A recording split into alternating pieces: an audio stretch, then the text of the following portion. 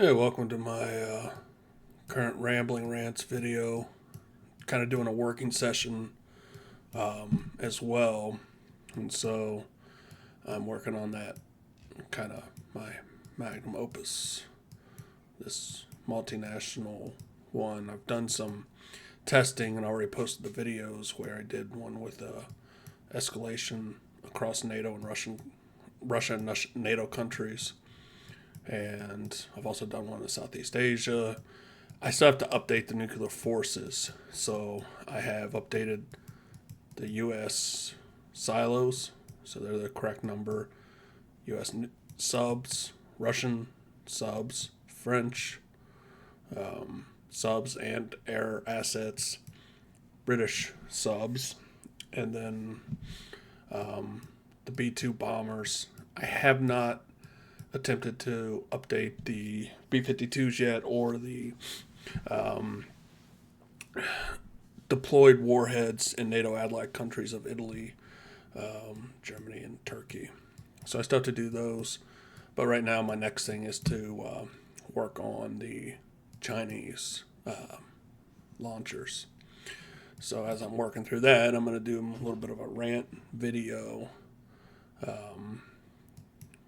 So you guys can enjoy that. What do I want to start off with? Start off with training. My wife and I, we trained arms today, and we hit 50 sets. So 25 sets of biceps, 25 sets of triceps. So the way we train, we do 2 days on and 2 days off. And if you see me looking at my phone, I've got the Chinese nuclear order battle on my phone. So, like they have 12 of the Dofang 5 Bravo launchers with 60 warheads. So I'm going to start to make sure that's correct. Let's go ahead and look at both these. So 25 sets, and it was all high repetition. So also should have 6 of the Dofang 8 Bravos. So there's too many of the 5 Alphas and not enough 5 Bravos. And so we, let me see, I don't think there's any. Let's see what we have here.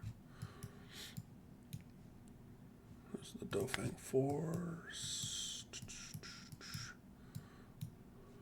Dofang 4s. And so we do 2 days on, 1 day off. And we really train off of a 9-day week instead of a 7-day week. And so our training is always arms, and then we do legs and delts. And really with delts, it's just side delts, and every other training session, some front delts, because we're already hitting front delts hard on our chest and back day. And we're also doing rear delts on chest and back day. So it's arms, legs and delts, and then chest and back. And so we'll do 2, take a day off, and then do 2, and then take a day off and do 2, and it'll follow that rotation. And we have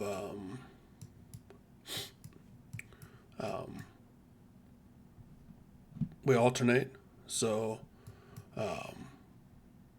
we'll do a low volume, high intensity. And so, like today was a high volume arm day. So we did 50 sets. And we did high repetitions too, mixing in. So, like we started with 21s, 5 sets of 21s with cable curls. And then everything after that was, 20 reps, 15, 15, 12, 10. And then we'll do legs and delts tomorrow. Again, it'll be high volume, high reps. And then take a day off. And then after a rest day, it'll be chest. Again, high volume, A lot of times we'll superset on those high volume days. And then we immediately, so it'll be arms after the chest and back, but then it's going to be low volume, high intensity. So we might only do 9 sets for biceps and 9 sets for triceps, but we're really working on pushing the weights on those days. And also, usually the last one will be a rest pause. And we'll follow that cycle. So sometimes, in the same 2-day block, you'll have a high volume and a low volume, high intensity, just depending on how it lines up. Because we were doing 3 days on, 1 day off. And so your entire 3-day block would be one or the other. But we just found that adding the extra rest day tremendously helped, because the 3rd day we were getting pretty run down. And we may go back to 3-day on, 1 day off. It was just trying to acclimate to the more frequent training sessions. And we found that having that extra rest day, because what was getting to the point was on the 3rd training day, man, by that night, we're just feeling wrecked. Always feel better the next day, so it wasn't like it was permanent, but man, it was getting brutal.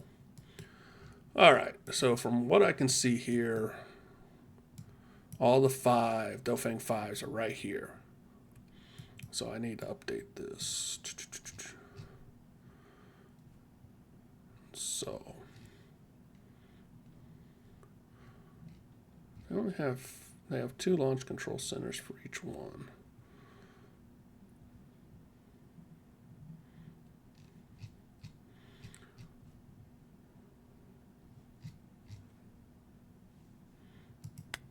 So if it's 18 total, okay.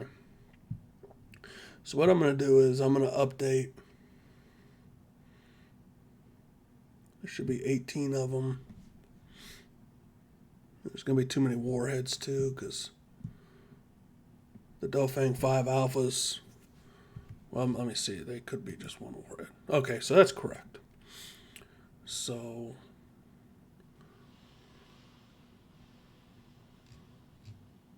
I need to get rid of 2 of them. So I'm going to do that. And I'll delete. And I'll do that one. And I'll delete. And then I need to make some adjustments.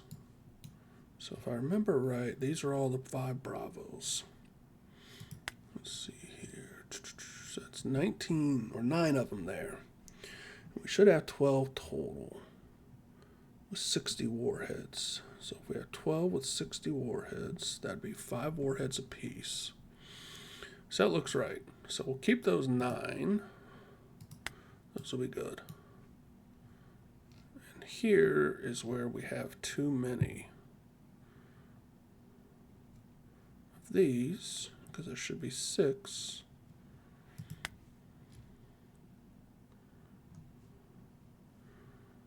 So we'll keep those 6, and then we'll change 3 of these.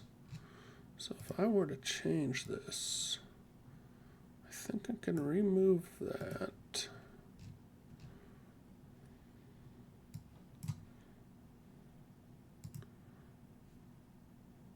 So let me see if this works.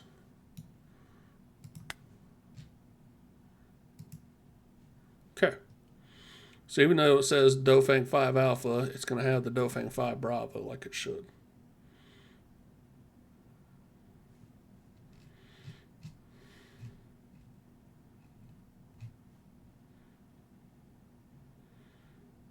You know what though? I'm not sure.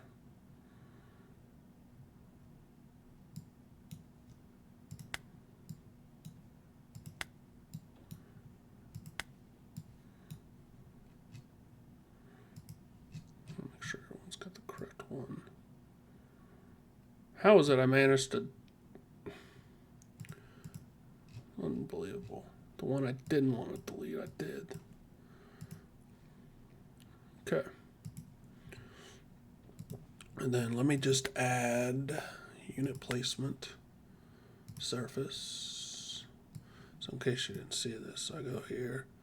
For unit placement, it'll start on object group. I go to surface, go to silo control center. I'm going to choose the 5 Bravos. I only want one silo control center, and I only want 3 of these. That's all I need. It spread these out way too far. So I should have checked that before I did it, but oh well.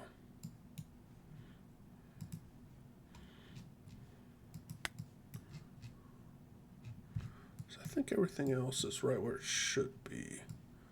And I'll just move that too.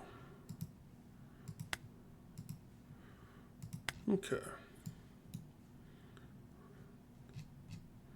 Targets. Should show 18 and the correct number. So 1, 2, 3, 4, 5, 6. All right. So before I go any further, let me go in and save. So training's going great. My one knee is doing tremendously better.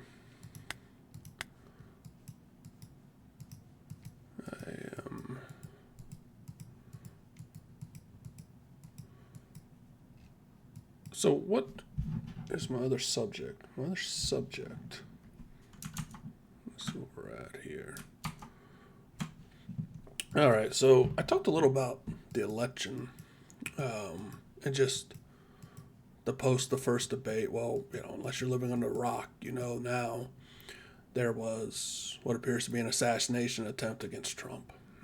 And I just really wanted to talk about that real quick because I want to make something very clear, because I say that social media isn't a representation of the population at large, because people with more extreme views are more outspoken. Look, the vast majority of people I know, they're all good, decent, hardworking people. They don't get on social media and start commenting on stuff. They use it to post pictures of their vacation, and that's about it. They're not going to any news sites. They're not doing any of that stuff. They're not on Twitter doing that crap. And so what you get is an echo chamber of extremists on both sides. And when you look at that, it can be very disheartening. And so I wanted to be very clear about something. When I saw the news, I saw, my wife sent it to me. I was in, might have been recording, or I might have been playing Rogue Trader. Whatever it was, she sent me something, and I thought, what, he was shot at a thing? And I was like, I looked up Trump on Google, and there was nothing about it. So it was before anything came out, but I was like, this is bullshit. Then I saw on Twitter, and I saw, you could see it was pretty clear. And I had this guttural reaction. And I've said probably numerous times, I'm not a fan of either candidate.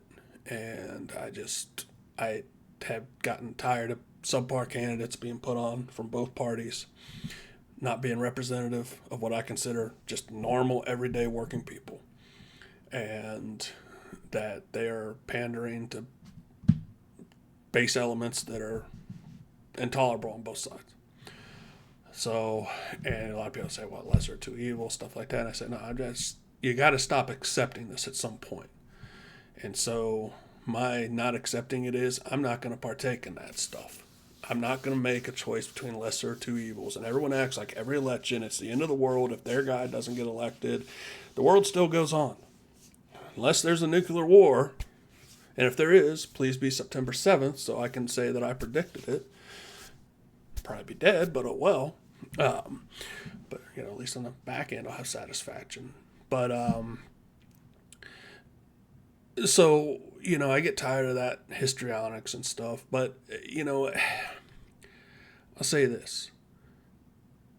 When Kennedy got assassinated, Reagan got shot,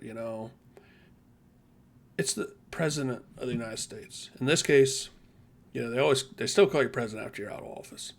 Trump was president of the United States. He is a presidential candidate, basically the nominee for one party, which, whether we like it or not, we're a two-party system, and third parties have never been competitive on a national scale like this.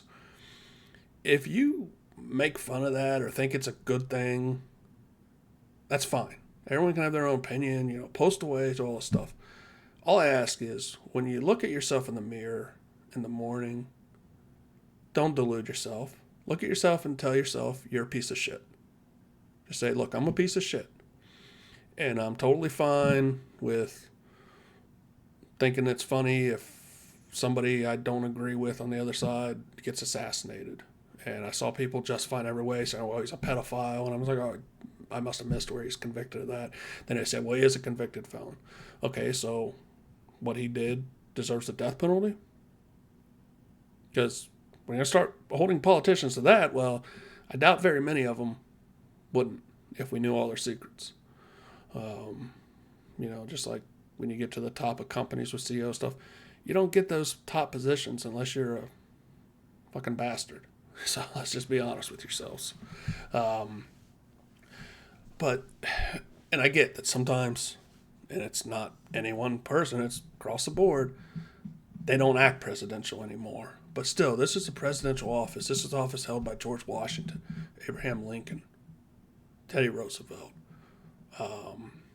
Franklin Roosevelt, JFK. There should be a certain dignity with that. And for someone to take a pot shot, whether it's an extremist or whether it's just somebody with a mental health issue or whatever, it's not funny. It's not a good thing. And people saying, too bad he missed or whatever. Like I said, just don't delude yourself when you look at yourself in the mirror. Just make sure you know you're a piece of shit. Okay? Because I don't care. I don't care for either candidate, but people starts taking pot shots at either one, or sitting president or former president or whatever. Sorry, you're a piece of shit. And, this used to mean something. And it should still mean something. Even if it doesn't, and even if these people don't always act presidential, there should be an honor to that office. And so, anyways, that's my piece on that. And I wanted to make sure I said that. And you know what? If anybody watching or anybody, I appreciate all my fans, say fans, I'm talking about fans, but anybody interacting with my channel and stuff, I appreciate it and everything. But if you're one of those people and that bothers you, then fine. Look, there's sometimes a very clear-cut line in the sand. And that's a clear-cut line in the sand that if that's the way you are, you're a piece of shit. So, I don't really like negativity, and so that's not something I like to focus on. Well, it's kind of funny for someone that focuses on nuclear war, but, I'm still not a fan of the negativity. Let's see here. Trying to find out how many Dofang 4s they have. When I look here, I don't believe there's any Dofang 4 still operational. There's not. Yeah. So, take those out.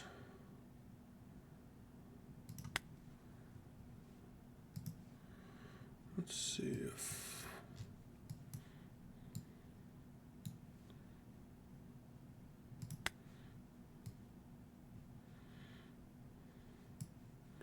So it's possible that those locations actually have, but, at the end of the day, it doesn't matter whether, the ones are there or here too much.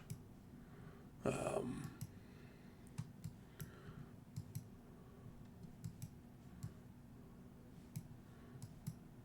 see here. So now we're looking at mobile launchers. And it's going to be a mix of the medium and intermediate range, and then the intercontinental range. Let me make sure I go and save again.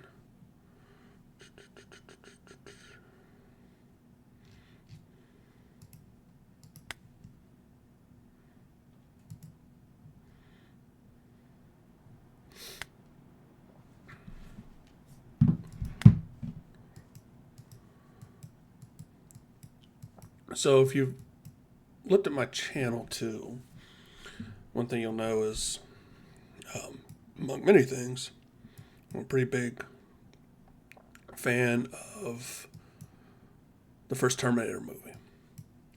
And I know a lot of people will take issue with this. And some people are fans of, the series. Some people just like the first two. Some people whatever. Some people didn't like the Dark Fate. Some people did. I haven't actually seen Dark Fate, to be honest with you. I saw the trailer and I just, see how. The one previous Genesis, I watched that and I was just like, and then when they told me that Skynet's no longer a thing and it's this new group Legion and John Connor got killed at the beginning, I'm like, yeah, it's just, I don't know, call it something else. It's not Terminator. But what people usually will be surprised when I say that, actually, I thought starting with Terminator 2, the series went downhill. So really, I only care for the first movie. And why? Well, if you think of the first movie, look at it. It's a stable time loop. And I know James Cameron always said that his intention was never to be a stable time loop. Canada Dry Zero Sugar Fruit Splash. Every time I take a drink on camera, I get paid $20. So you're going to see me continue to take drinks. And so, well, why? And it's like, the first movie, it was like a horror movie. And it had a certain vibe. But, the Terminator wasn't completely indestructible. If you watch it, Kyle Reese was able to screw up its, servo motors in its wrist here, causing him issues gripping his gun. He had to resort to the Uzi, and then during the subsequent firefight, he got damaged with his eye and his optic, and then he had that wreck, and it caused him to have to reset for a few minutes. And so a lot of people question why he fled that scene when there was cops there. Well, later he goes through a shootout and shoots all those cops, so why'd he flee then? Totally different circumstances. He had been severely damaged at that point, and he wasn't confident that he'd be able to take on all these cops and come away and be successful with his mission, so he fled. While he later goes and, yes, but remember when he goes back to the police station, there was that element of surprise, and the cops weren't able to concentrate their fire. He was eliminating them one by one or two by one. Most of them only had 38 specials. There was a few with ARs and stuff, but again, they weren't able to concentrate their fire like they would have been in an open scene. And so, not to mention he was blinded in one of his optics, and he wasn't able to properly grip a firearm. And it damaged his chest to point of resetting. Even though getting hit with the shotguns caused him to reset, by Reese. And so later ones they kept having, and people judge it based on the later ones and saying, well, why'd he flee? Well, because of course in the later ones he's able to take round after round after round after round with no detriment to him. But it wasn't like that in the first movie, and I felt it was a much more realistic, as much as something can be the time travel itself probably needed so much energy to be expended that you couldn't just keep sending things back and back and back. I mean, by the time you got to that, like, Sarah Connor Chronicles TV series, I mean, they're sending people back every other day, Terminators and Resistant Fighters and stuff like that, because you got to do stuff for a TV series and make content for hours and hours and hours, But I thought the first one was perfect. The scenes of the future were all very bleak. They were starving, living on rats. The kids were watching the TV, but it just with a fire in it for warmth. They were getting hunted down mercilessly. And I thought that was the perfect vision of the future war. And, it was pretty cool, T2 at the beginning, showing the future war, but really that was a battle, and that was supposed to be representing the very end of the struggle and everything. And even then, I think that they kind of missed the mark on some stuff, especially if you read the original script and the novelization. But I thought the first movie did it perfectly. And I've always wanted, I just said, for the love of everything, just give us a future war movie that looked like the future war in the first movie. We finally got a future war movie, scenes, Terminator Salvation, and I get it, it was an alternate timeline, but still, it wasn't the future war we saw, and I think all they needed to do was that, and they continue to not do that. They showed some additional scenes in Terminator Genesis, but even when you saw that, well, hell, the Resistance looked like they were well equipped. The guys were all a little bit yoked up and stuff. Before, they were starving. You know, it didn't really look to me like a future war of humanity being hunted down and exterminated. It looked like these guys all just came down from the gym or whatever.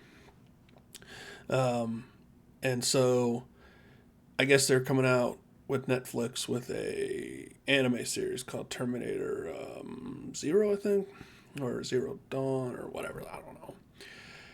Watched a trailer for it. I don't know. I can't get into a lot of animated stuff. No, some stuff I like, but by and large, I just can't really get into it. It just gets a little too silly or whatnot. But I have hopes that maybe it can bring it back a little more to that horror element and a little more grounded.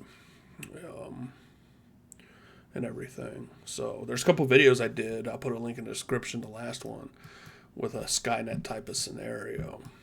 So I can't really work on this and talk at the same time. So I'm mostly just talking now. I really got to fix the mobile launchers, but it'll probably be easier to do it when I'm not doing a video. So where are we at here? 26 minutes. So I think I'm going to stop the video because getting to the point that I don't have anything worthwhile to say, and I probably reached that point at the start of the video, to be honest with you. So anyways, if you watch, appreciate it. And I guess now is a good time to check to make sure my mic was turned back on, because I turned it off when I shot a quick scene of Rogue Trader yesterday. That'd be funny if I did this whole thing and didn't actually was muted. Well, it wouldn't be funny, but anyways. Appreciate everybody. Thanks.